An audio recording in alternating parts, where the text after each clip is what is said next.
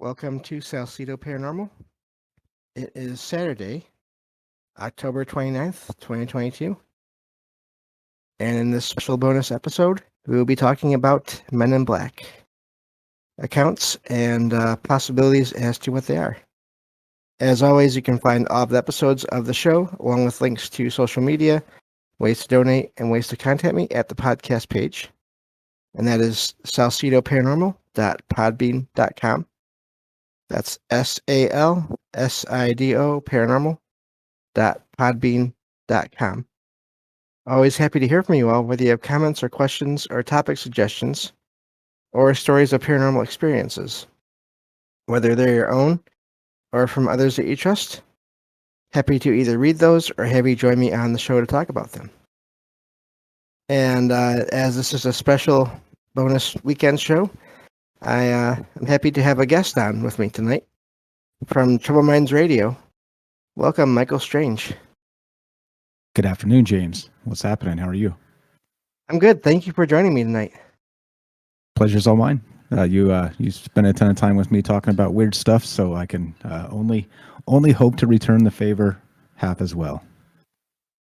I love your show, and I always enjoy being on it with you, and looking forward to talking again. I guess it'll be Monday night a bit here and there during your show, so during Halloween.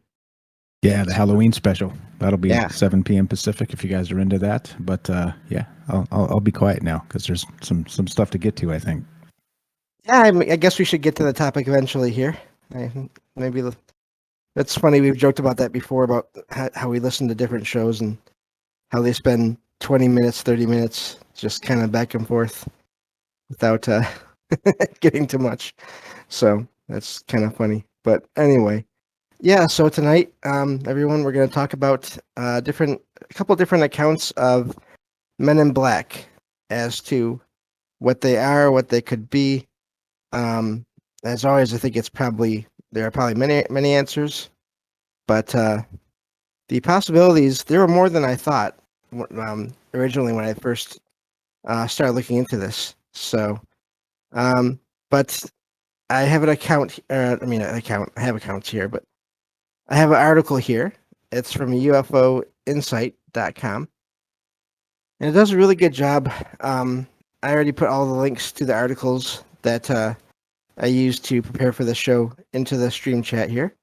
But this article in particular I like because it kind of has a table of contents for one thing, breaks everything down pretty nice and easy. And it has a lot of accounts in here, so I definitely recommend everyone check out these articles for all the details. Because there's obviously, as I always say with the news shows, there's always way more than we can ever get to in even a 1 or 2 hour show. There's just too much. So let me see here. I'm going to, why don't I start with just summarizing an account here of a sighting, and then we can talk about it after that. So let's see here. Looking at, okay, so this first one that I want to get into is an encounter that Paul Miller had here. And let me just get to where I'm at here. So there are many experiences. This article talks about how there may have even been reports of these people seeing these figures in black going back to the end of basically the late 1800s, which is really amazing. I'd never heard of that before. But so in this case here, this is talking about Paul Miller. And it's happened in North Dakota in November of 1961. And Miller and 3 friends were coming back home from a hunting trip, and as they were going down the road, they saw something in the sky. And then it landed. The strange object appeared and then landed in a field next to the road. And they slowed down and watched it at first, thinking it was a plane coming to the ground. But they all watched as the object vanished into thin air. And so they drove off, not really knowing what happened. And so then they saw this object again, not long after. It appeared basically, uh, I guess, not too far from them. And this time, two figures, two humanoid figures, came out of the object. And somehow, as we hear in a lot of these stories, their vehicle came to a stop. So I'm guessing they mean it wasn't working. I'm not sure, but either way, they stopped. Now, Miller actually got out and pointed his gun at the strange figures. So right there, I'm just wondering, what was it just because he was afraid of seeing this object vanish and reappear, and he just figured that these things must not be normal? I don't know. I just find it weird that he fired at these figures so fast. But so he fired once and appeared to wound one of them. But after that, the four men fled the area, and once they got back to I think it's Minot or Minot, I'm not sure, the town where they were heading back to, they noticed that they had lost around 3 hours of time, and so they couldn't figure out what was going on, but they agreed not to report the incident or to talk about it much anymore. But the next day, Miller went back to work, and funny enough, he worked in an office for the Air Force. And then he was still feeling uneasy about everything from the day before.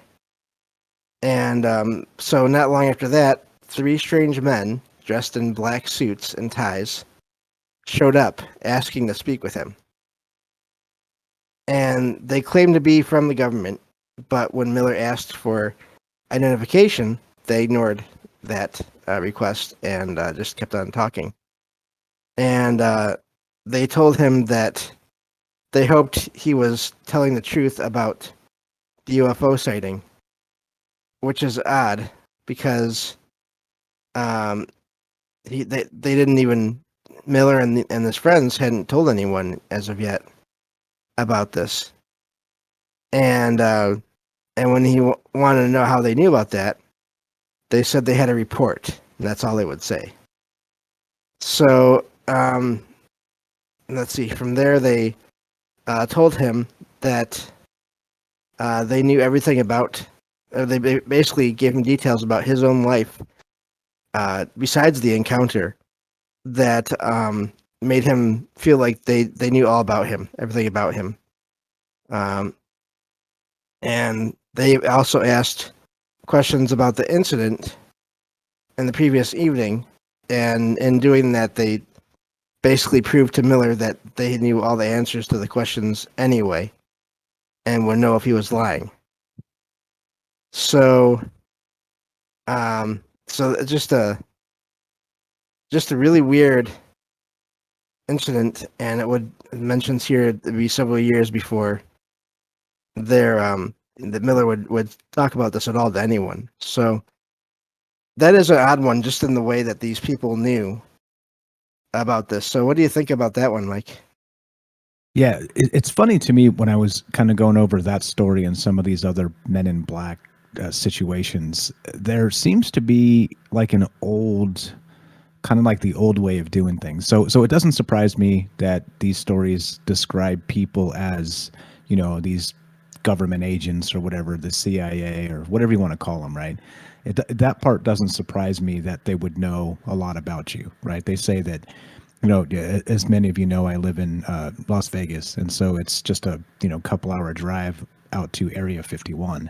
So they say today, of course, it's different times than Cold War type stuff, but if you pull up to the gates of Area 51, before you get anywhere near there, if you're just on the dirt road, 20 minutes to the gate, they already know who you are. They probably already know why you're there, right? They've run your license plate. They've probably done background checks. They're probably doing social media scans on you, right? So like that type of stuff doesn't really surprise me. But the odd part is, if they're curating, let's say, UFO sightings and intimidating people and doing that type of stuff, What does surprise me is that they seem to know, in classic Men in Black style, they seem to know when, a UFO shows up, right? And if they didn't know beforehand, they certainly know immediately and have an unbelievable amount of intelligence to go along with it. So that part's a little suspicious to me. Like, how do they know, right? Like, I mean, they can't have a catalog of all the UFO sightings, can they? Yeah, I don't. I would think not. I mean, unless they have some highly advanced set of or technology that is just able to be everywhere or see everywhere at all times. I mean, that seems like that would almost require satellite technology of some kind or something like that. I don't even know. To see out there in the middle of just a road out in the middle of nowhere, possibly. It's not like you're in a city where there could be cameras possibly all around.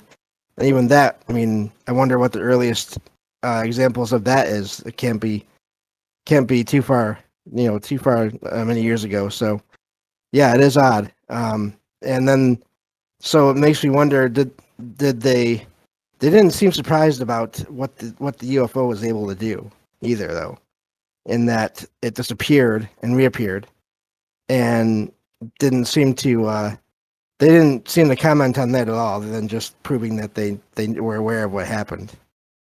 Yeah, right. Like, a lot of these accounts aren't like, tell us what you saw. We'd like to know more about this UFO. It's like, we know what this is. Keep quiet, or bad things are going to happen to you. That's sort of the implication here, right? Yes, and again in a lot of these cases. Um, I wouldn't be surprised if there was some kind of they were just in this case they were just people that somehow were connected to uh, some secret branch of the government, but just even if they are, that's still like we were just talking about. That's odd that they didn't really want to know much about what the witnesses thought of it, and they just wanted everyone to stop talking about it. So yeah, odd, but yeah. So that's just one account there. Um, and there's several of them. Like I said, there's way too many to get all the way through. But Yeah. but yeah, go ahead. Yeah, what I did notice too is a lot of these Men in Black accounts are old. Like I said, Cold War era type stuff. And it seems like I was digging a little bit trying to find like a, Men in Black story from, 2020 or something. And they don't seem to be out there. And maybe you got to dig super hard to find them, but I think in sort of the modern sort of mass surveillance world and propaganda, me, I'm super into that, and kind of in a little bit of tinfoil hattedness when it comes to that type of stuff. But I would think that if this was an old way of intimidating like UFO witnesses or whatnot to not speak out, that it's kind of gone by the wayside maybe, and they just don't do this anymore, right? Like, with the intimidation factor of like the CIA and whatnot, at least in the vanilla level of Men in Black, because we can get into some super weird ideas here, like the movie, right, where they're like they know about the aliens, they're like erasing people's memory, and like it gets super weird. But it seems to me that a lot of this maybe has gone by the wayside, assuming that the Men in Black were ever real. They say that in some cases this was a paranoia situation with different people and aspects of the UFO phenomenon. And I don't know. Like, it's hard what to believe, because a lot of this stuff are old stories and old accounts, and you can't verify, because a lot of these people have passed on now, and it's just weird. It's super weird. But I think that propaganda wise, back to that, I think they've probably dropped this in the form of reinstated it, just instituted it, just in the form of the just washing out news cycles with ideas and whatnot, or deleting things from YouTube. I think this is probably the new Men in Black. It's like a digital version, if you know what I mean. Yeah, and we hear about that. I mean, I've heard friends talk about that. There used to be this video of this UFO here, on this one website or on YouTube, and and now I can't find it anymore. And not just about UFOs either, just all kinds of stuff. So that wouldn't surprise me if they can just say let the tech companies know, hey, that video, get rid of it. They can't be out there. Yeah, even interestingly, that the article that we're looking at tonight to start the conversation here, that UFO Insight. If you scroll down about halfway into the page, there's a YouTube video that wasn't taken down, but it's been made private. So it makes me wonder what made that happen and what video that was. Anyway, Oh, just a wow. thought there. Yeah, I didn't look into the videos, but that is interesting how that turns out. Yeah. So, is there a case in this that you really got your interest in that you want to cover? Or I didn't No, think about that. I think a bunch of this stuff it seems to echo a lot of similar situations, right? People see the lights in the sky, they get visited. I think some of the more, let's say, mythology stuff when it comes to things getting weird. Let's see. Let me see if I can find it. I think it's probably less important to find exact one here. I'll paraphrase this, and this is not the only situation, right, where people have been visited by men in black and determined them to be less than human, right? I think this actually fits into the Bob Lazar story and some young woman in a bar that was trying to follow up somewhere in Las Vegas on the story, and she was visited by these men in black, and she determined them to be, by the best of her knowledge, not human. They were some sort of, I don't know, like maybe pale skinned or kind of reptilian looking eyes, or maybe weird ears, things like this, where, some of the wilder theories regarding this stuff is that they aren't human. They're some sort of hybrid something, right? And that's when I start paying attention to say, okay, wait, no, now how weird is this? Is this again government propaganda saying, oh yeah, yeah, wink, wink, all the men in black are aliens, right? Sure, sure, roll your eyes, right? Or, right, do you believe eyewitness accounts in these cases, right? This type of stuff. I'll try and pull that exact story up here and find it so we can link it. But I mean, that's the type of stuff that makes me go, wait, what? So these aren't just possibly CIA. We have these wilder stories as things start to become hybrids, aliens, right? This type of stuff seems to make you wonder what the heck is really going on here. Yeah, and I'm just gonna go to chat here for a little bit. We got a bunch of comments already. Um, Derek Night Stalker says sometimes it feels like they know because they're part of the phenomena itself, like possibly part of the trickster aspect, and that could be. Um, and of course, this is also a possibility given the way we hear reports of these figures somehow appearing and vanishing. APOC mentions time travelers, and we had in that first story mention of missing time as well. So, of course, that's usually I never heard of that with the Men in Black story. Actually, I'd only heard of that with more UFO or alien stories. So Yeah, that's a which neat connection. Yeah. yeah, which fits with the hybrid alien stuff, right? Because when we hear about missing time, it's basically somebody saw a UFO, right? Betty and Barney Hill, that type of thing, right?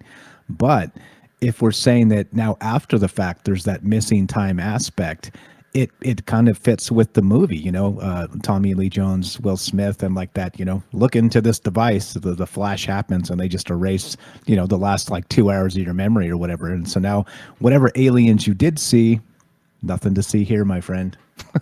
Move along. Yeah, and Rohan says I was just looking for that video of that. Remember these? Remember Jesse Ventura, MIB scene X Files. I don't remember that one so well. But it's been years since I've seen the whole series of that. Um, and then Derek, there's a ton of high strangeness around them too, almost like an extension. It's an extension of the interaction. Yeah. So let me see here. Um, Okay, this must be from the show. Rohan says a quote here: "You can't see me if you don't want to vanish." That's interesting. Um, let's see here. Okay, so going through more of the chat. Let me see here. APOC says there are accounts of digital humanoid sightings in homes. Many. It's odd. Yeah, it is. Um, the also let's see here. The car. Matt Hall and Rohan are talking about the cars. How those things are seen. They seem to be strange either in that they're older style cars and or they're black. And I believe I've heard too that they can also appear and disappear at times. So that's odd. Let's see here. Just going through getting caught up with the chat here. Almost there. Um, let's see here. Yeah, don't push the red button. That's from the first Men in Black movie. Um, and he says skin suits and getting lost in genetic memory of the skin they're wearing. Yeah, that's a odd one there. That's an interesting thought. So yeah, let me see here. Almost done. Okay. So yeah, the skin suits regarding the comment there, Derek says almost human, but not quite. Like they're trying to imitate us, which that is definitely a thing. Yeah.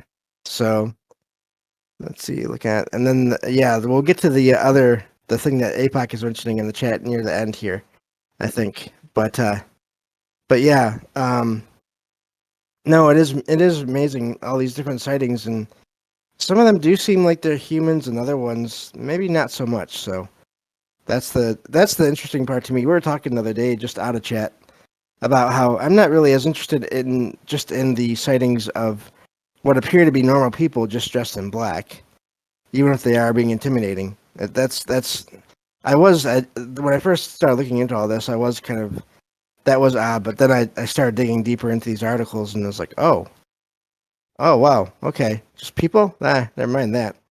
What's going on here? So yeah. Yeah, there's and again, very very similar. A lot of these stories, you read it into a bunch of them, and it's and they go from all different ones, like sightings nobody's ever heard of, to like super famous sightings like Rendlesham Forest. I mean, there's a lot to this in terms of sort of that intimidation factor, and it does make you wonder about not just the idea of the CIA in the suit, but then what else is going on here. Like you said, the suspicious part is if they show up and they know about the UFO.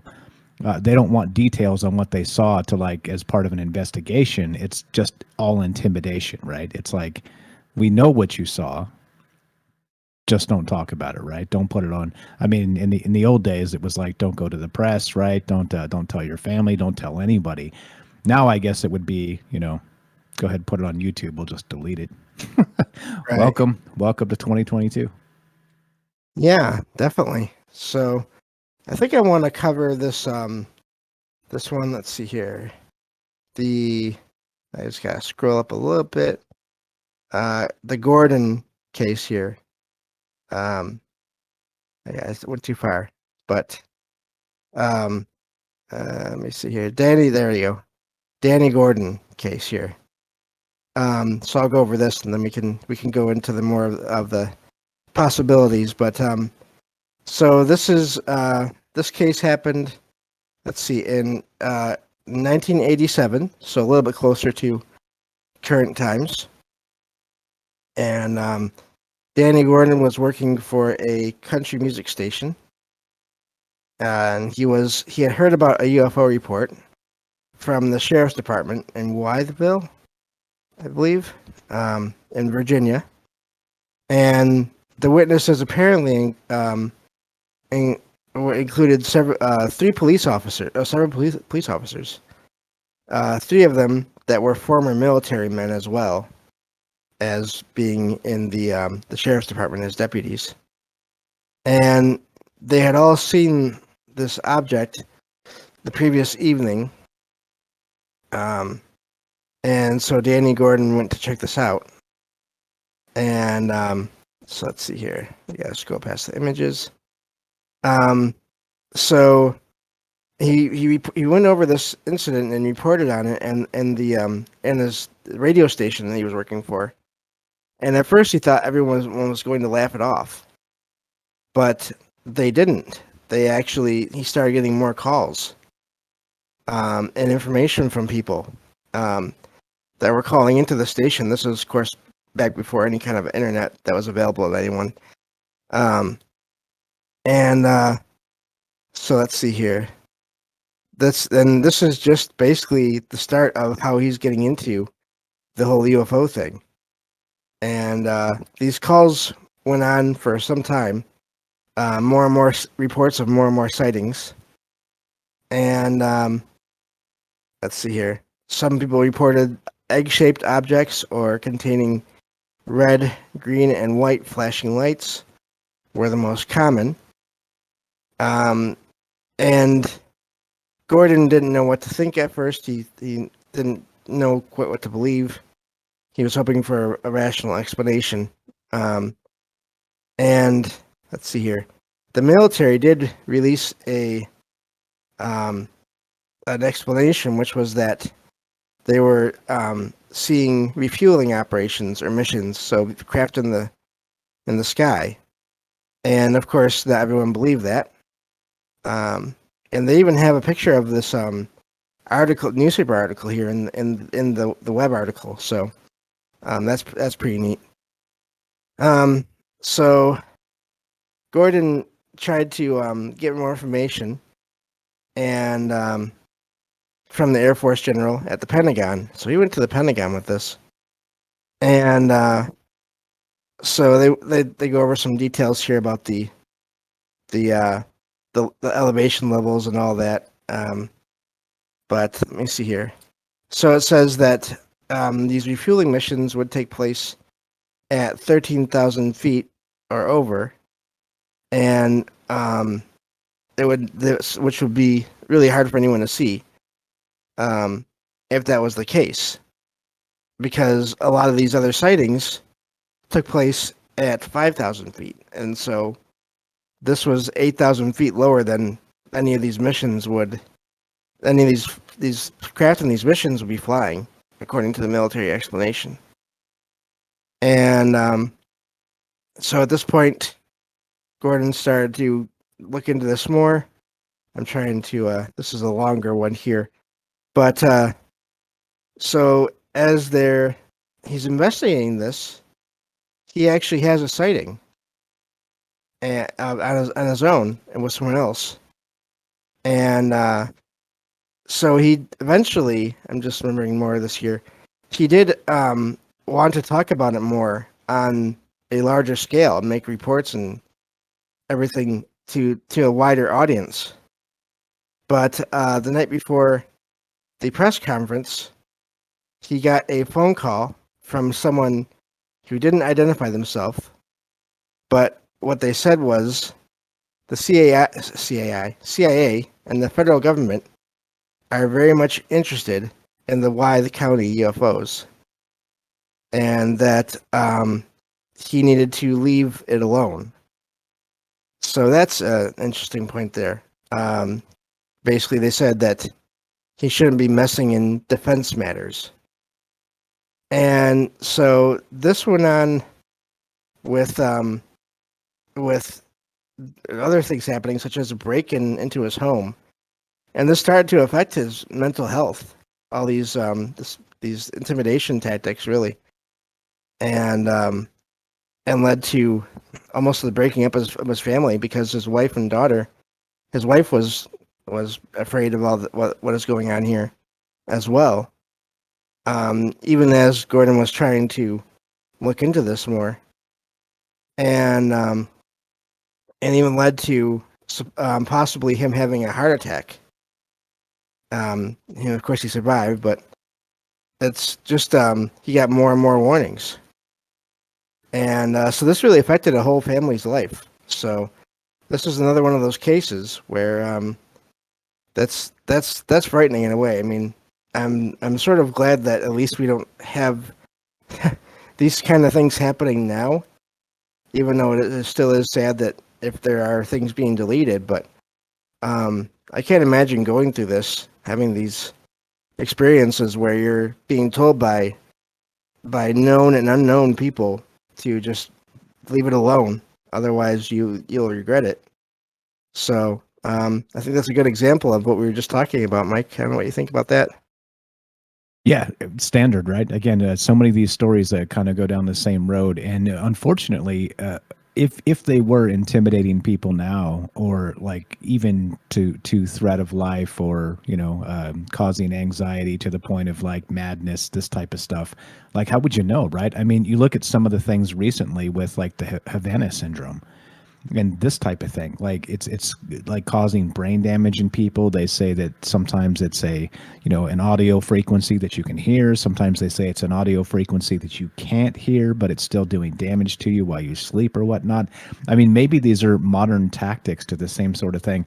And I got to tell you, James, I had a freak out moment a couple nights ago. I was just sitting here working like usual. And I had my headphones on. I usually do, so don't wake up the occupants of the house, because that goes poorly when you're up late doing that.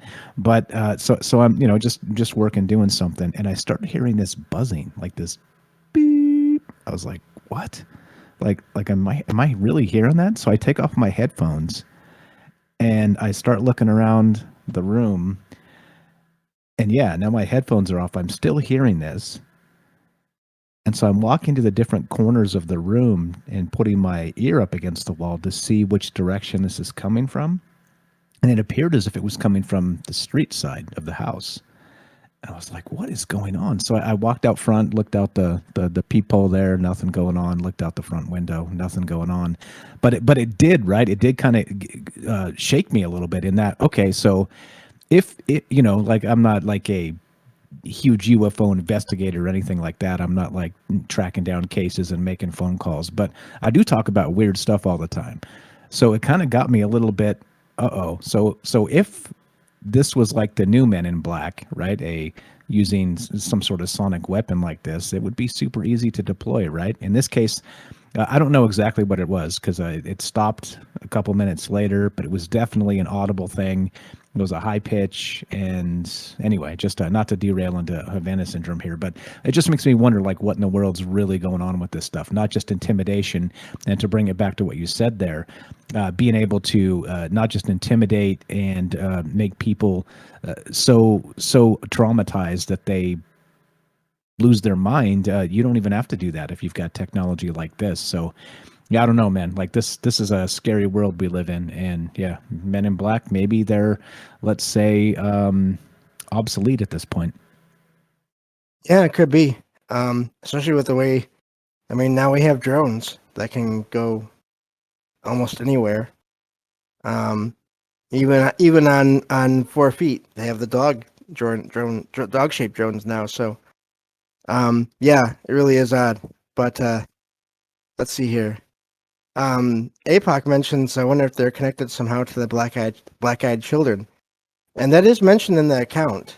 The way there's a similarity in the way these a lot of these Men in Black sightings, the figures are, or the men, or the whoever they are, whatever they are, they have this very odd way of speaking, and or subdued in some cases. And they just act really strange. And that has also been reported in some cases of black-eyed children as well. So that could be it. That could be something. So there could be something there. Rohan says different units for the same war. That's an interesting thought. And Matt saw Rendlesham Forest, where they turned that officer's written testimony from 4 pages to a few paragraphs. Yeah, that wouldn't surprise me either. So let's see here. Yeah, I'm just looking at the rest of the chat here, and yeah. So now, what do we say we get into the possibilities as to what they are a little more? Sure, definitely. Real quick, Matt Sell in the chat says, I wonder what Men in Black think about the CE5 app, or CE5. Let's see. I wonder what, which is Close Encounters of the Fifth Kind, Stephen Greer summoning UFOs, right? I wonder, like he says, if maybe if you download the CE5 app, you're on a list. Could be. Yeah, wouldn't surprise me. Yeah, and then who's on Facebook anymore? Mark, I think. That's funny. The chat there. Thank you all for being here as well. Amazing crowd. Mike, I'm thinking I may have to start saying more often that Michael Strange may be here for the show, and then just but no. But yeah. So this article it mentions the possible connection to black-eyed children, but it also brings up and then it mentions how they act like robots, so maybe they're robots of some kind as well. But then they bring up the possibility not just of them being aliens, but even shape-shifting reptilians. Could you believe that when you saw that? I had never heard of that before. Yeah, so that's one of the mythologies here. So they say that, and Rohan had a comment a little ways up as well that said, the Men in Black have been around for centuries, and some people suggest that they've been, I don't know, like maybe in, have you seen Loki? If not, they have like this timeline sort of situation where they have this sort of clandestine operation that's stepped outside of the timelines and they're managing them, right? And so it makes me wonder if this is the case, and not just with like, maybe Men in Black being around even before the modern times, that maybe it is sort of like that sort of Loki time managing aspect of, maybe, I don't know, like a Nexus event happens, and when a UFO crashes through, I don't know, from one parallel dimension to the next, maybe it's a nexus point, meaning in the timelines, right? So if you want to get super wild here, maybe Men in Black are actually sort of like the effect of Philip K. Dick and the Adjustment Bureau, something like that, where maybe they've been managing these timelines for a long time. And instead, they're really showing up to kind of tamp down some problem that may cause this cascading of problematic, right, multiversal timeline type stuff. I mean, if you want to get super wild, James, I think that's a hell of a place to start. It is. And I like Rohan's comment here. Temporal agents. Talk about being late for work. Yeah, that's funny. Time Lords. Yeah, APOC there, yeah. Yeah, so the time aspect, and that could explain too how they can appear and disappear as well. I think possibly if they're, I mean, cause really it's almost like you're making some kind of a, possibly a small portal for yourself where you leave wherever you're at and then boom, you're in wherever you need to be to handle that. There was a comic book series, not really Men in Black, but it did deal with time and this team of alternate reality versions of different Marvel characters that had to travel from one universe to the next to stop things from happening or cause things to happen in order to keep the whole multiverse from falling apart. So that's odd as well, that connection there. But yeah, neat. Let's Yeah, see definitely. here. I just dropped a link in there for what the Time Variance Authority is, and that's from the series Loki. It's 6 episodes. Pretty good if you haven't seen it. It's on Disney Plus. But yeah, I mean, maybe that could be the case. And so back to your original question there, I have heard that a lot of people describe these Men in Black in many stories. It's not every story, but in some of these stories, they do describe them as being partially not human. Like Derek said a little ways up, that they're almost like they're trying to impersonate people somehow, kind of wooden, kind of let's say not able to converse properly in human terms, just sort of there to, who knows, maybe intimidate, or back to the Men in Black, the movie, maybe erase memories, who knows. But in some of these cases, they describe them as being sort of that pale, and even like you described there, maybe this reptilian alien hybrid type stuff. For me, that may be a bridge too far. I'd want to see one first before I'm willing to sign off on that theory. But it is out there. It's part of the mythology of the Men in Black for sure.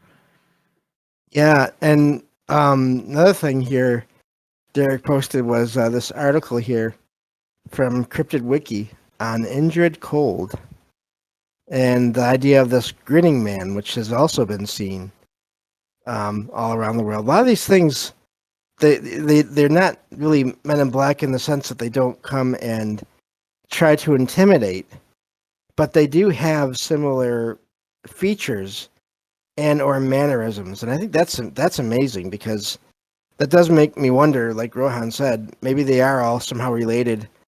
I wonder if maybe they here's an idea, they can, when they come here in other forms like the Grinning Man or other things, black-eyed kids, they're not really here for work, but then they have a job to do. And when they have that, when they have to do that, that's when they appear in the dark clothes, and that's where you get the whole Men in Black mythology. Oh yeah, the Men in Black animated series. That was pretty neat. I remember that, Matt's all. Yeah. Yep. Yeah, I never saw So that one.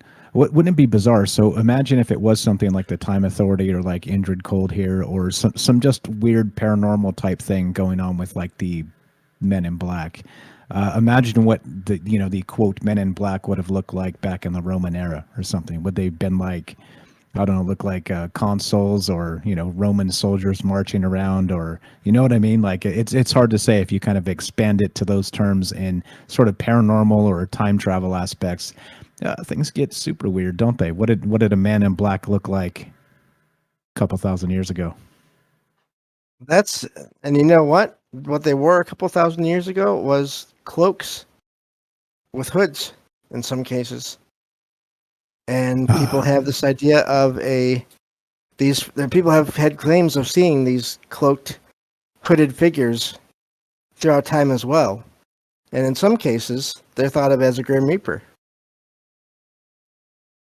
So yeah. that's odd. It is weird how these worlds sort of merge. When you kind of open up the possibilities here. It's like, okay, well, is it you get the Black Hood and Grim Reaper style, or are we talking Assassins in the Night, or and I guess as always, right? Part of that you got to consider that maybe all this is just stories, just paranoia, and that's how they write it off. That's the official story, but. Right, like again, as always, you get so many people with particular individual cases. It gets hard to write things off, doesn't it? Yeah, especially when you have experiences. I've found that with me. I can't just. I don't know. I don't claim to know what any of it is, but I can't just write it all off at this point.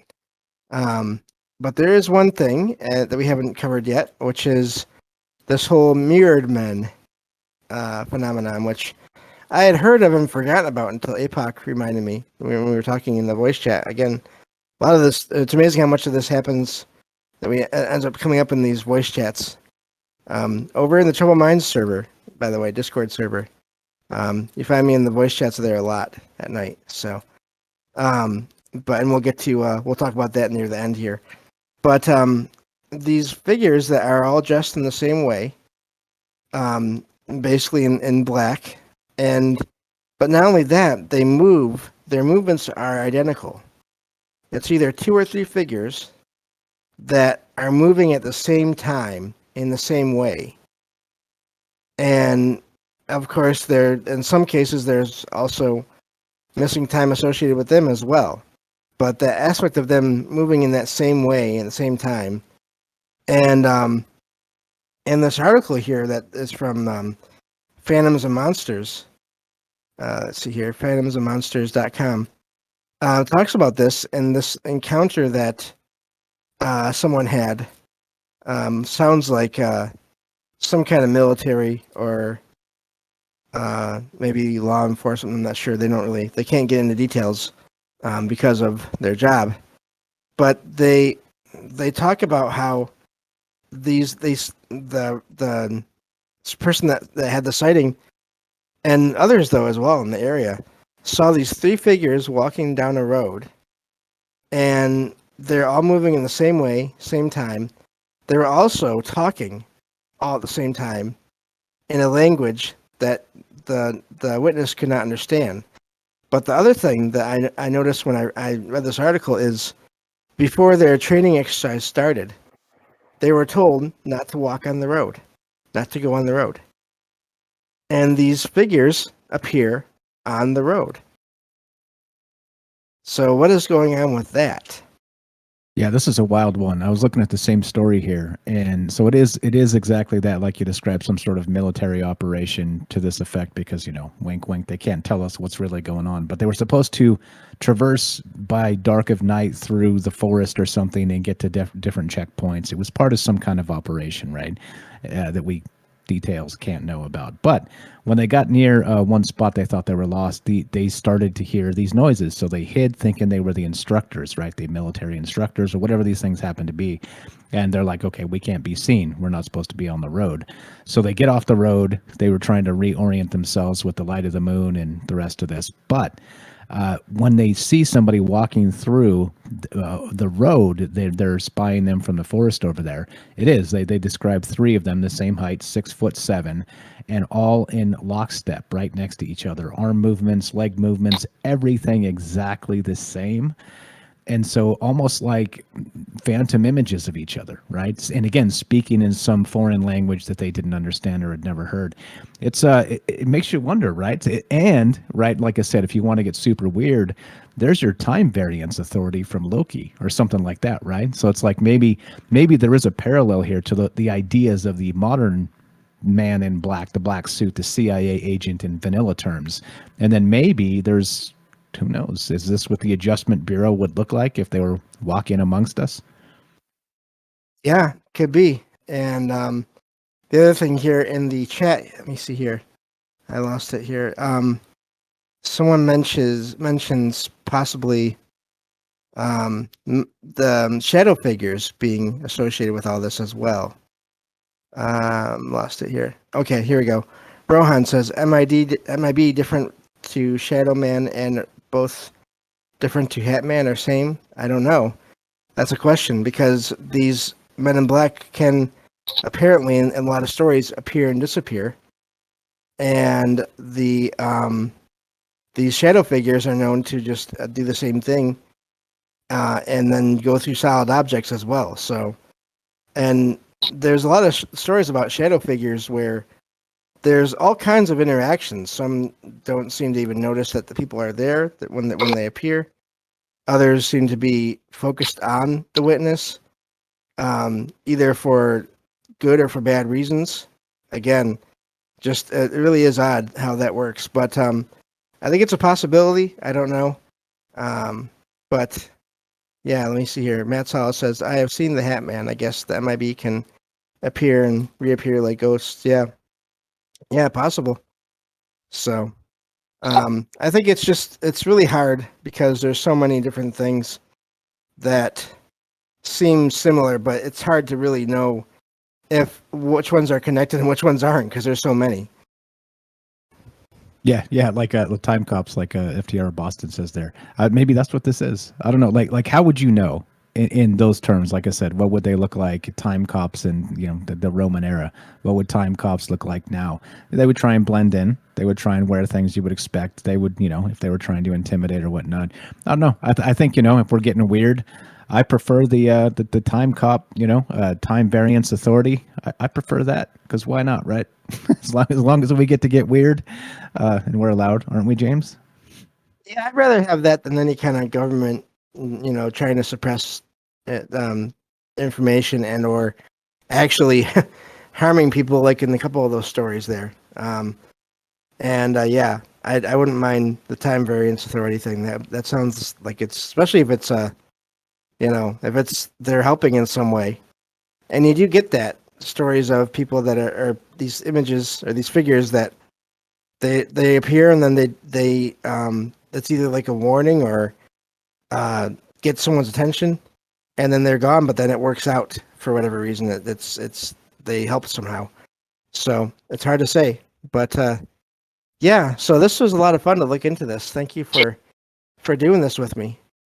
Yeah, pleasure's mine. Thanks for the invite. I think every we got the Salcedo Paranormal anniversary coming up on Monday, right?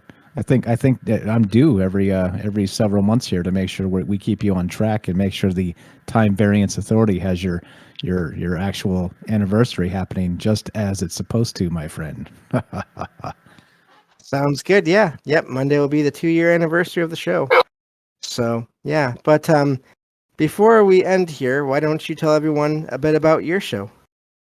Oh, I got a show called Troubled Minds. It's we do it Monday through Thursday, 7 p.m. Pacific time, and it's just a conversation about all kinds of weird things. You can find it, of course, troubledminds.org is the official website. We're on Fringe FM, streaming on all the platforms as you would expect. YouTube, not sure for much longer. We got a content strike just recently, Yeah, but you can wild. find, yeah, that's nuts.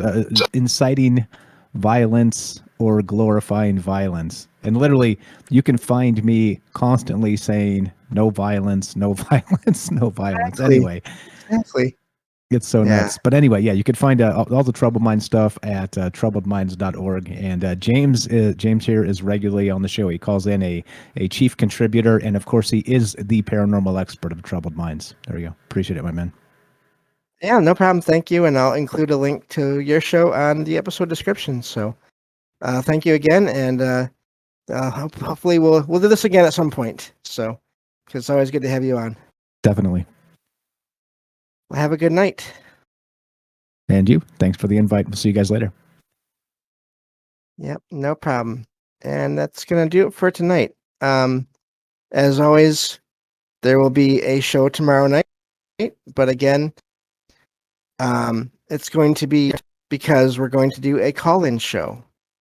And that is where those of you that are able to make it to listen, you can let me know in the chat when you want to talk, and I will give you permission to unmute.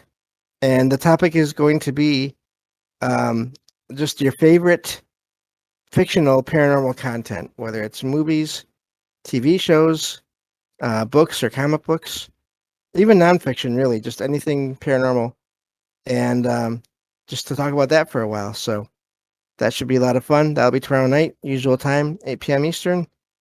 And then Monday, we'll be having Derek on, same time, to talk about Paranormal Michigan. So thank you all for listening. And we'll talk to you tomorrow night, and hopefully hear from you all tomorrow night on the next episode of Salcedo Paranormal. Take care, everyone. Have a great night. Take care. That was rather abrupt.